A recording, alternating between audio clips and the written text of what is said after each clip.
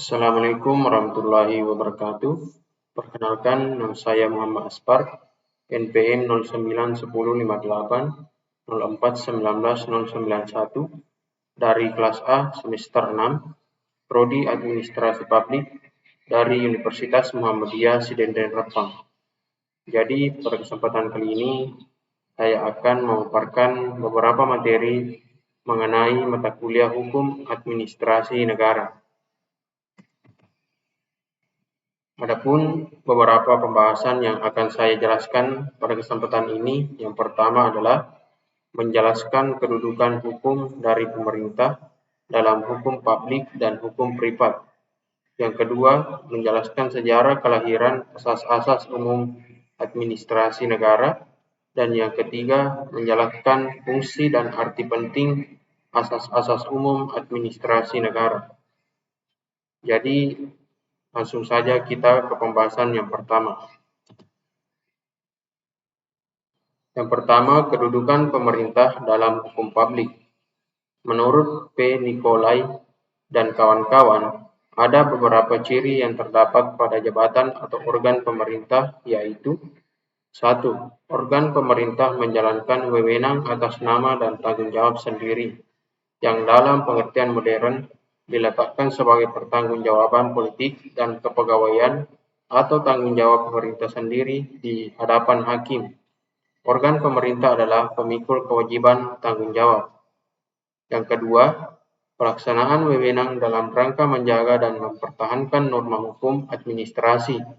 Organ pemerintahan dapat bertindak sebagai pihak tergugat dalam proses peradilan, yaitu alam hal ada keberatan, banding, atau perlawanan.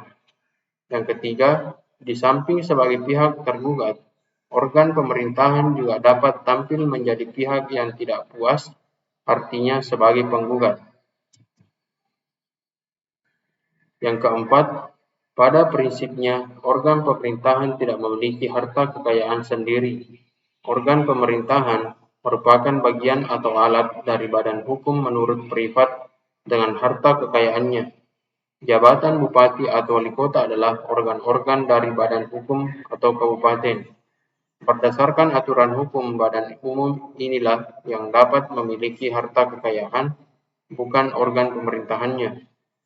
Meskipun jabatan pemerintahan ini dilekati dengan hak, kewajiban, atau diberi wewenang untuk melakukan tindakan hukum, namun jabatan tidak dapat bertindak sendiri.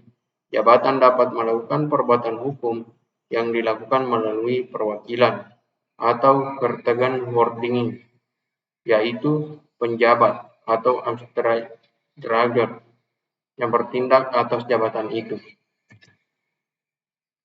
Yang kedua, kedudukan pemerintah dalam hukum privat. Telah disebutkan bahwa negara dalam praktik hukum perdata adalah sebagai badan hukum publik.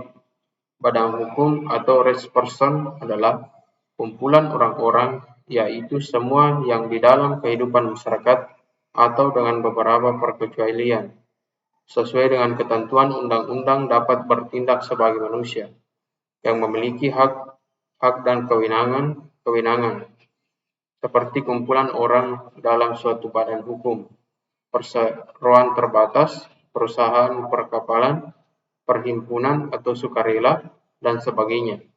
Dalam ungkapan lain menyatakan bahwa badan hukum adalah apa yang ada dalam pengertian undang-undang dianggap seperti orang dan kepada siapa yang dengan sepenuhnya diberikan wewenang hukum untuk melakukan tindakan hukum dan secara hukum tampil dan bertindak dengan harta kekayaan atau terpisah. Selanjutnya, sejarah kelahiran asas-asas umum administrasi negara. Sejak dianutnya konsepsi welfare taat dan menimbulkan adanya kekuasaan Pres Emerson, timbullah suatu kekhawatiran dari warga negara atas terjadinya kesewenangan-kesewenangan oleh pemerintah. Oleh karena itu, pada tahun 1946, pemerintah Belanda membuat suatu komisi yang diketahui oleh de Mons. Komisi ini selanjutnya disebut dengan Komisi de Monti. Komisi ini bertujuan untuk memikirkan dan meneliti beberapa alternatif untuk meningkatkan perlindungan hukum dari tindakan pemerintah yang menyimpang pada tahun 1950. Komisi Demosi kemudian melaporkan hasil penelitian tentang Verhoeven test burning dalam bentuk Algemeen Besturing van Bestuur atau dapat disebut AAUBL. Hasil penelitian komisi ini tidak dapat seluruhnya disetujui pemerintah, oleh karena itu komisi ini pada akhirnya dibubarkan dan dibentuk komisi yang baru. Komisi ini bernama Komisi Van de Greten dan komisi ini pun pada akhirnya dibubarkan juga. Dibubarkannya kedua komisi di atas disebabkan karena pemerintah Belanda sendiri pada waktu itu tidak sepenuh hati dalam upaya meningkatkan perlindungan hukum warga negaranya. Meskipun demikian, ternyata hasil penelitian Demosi ini digunakan dalam pertimbangan putusan-putusan Raad van State dalam perkara administrasi.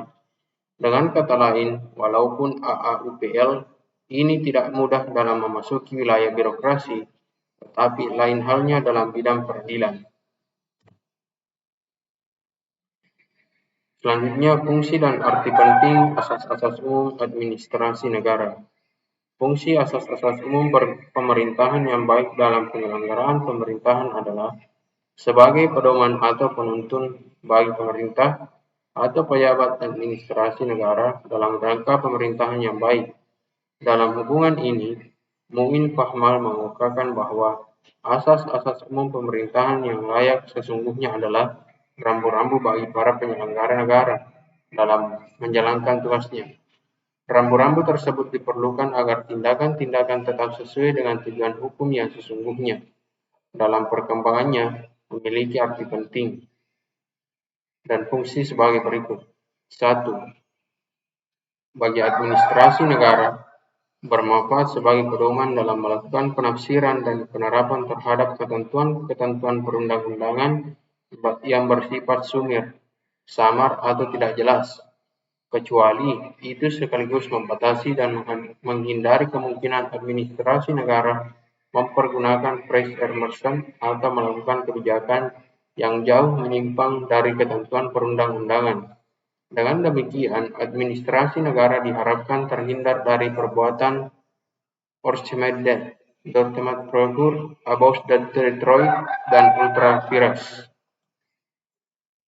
Yang kedua, bagi warga masyarakat sebagai pencari keadilan, AAPUB PUB dapat dipergunakan sebagai dasar gugatan sebagaimana disebut dalam pasal 53 Undang-Undang Nomor 5 Tahun 1986.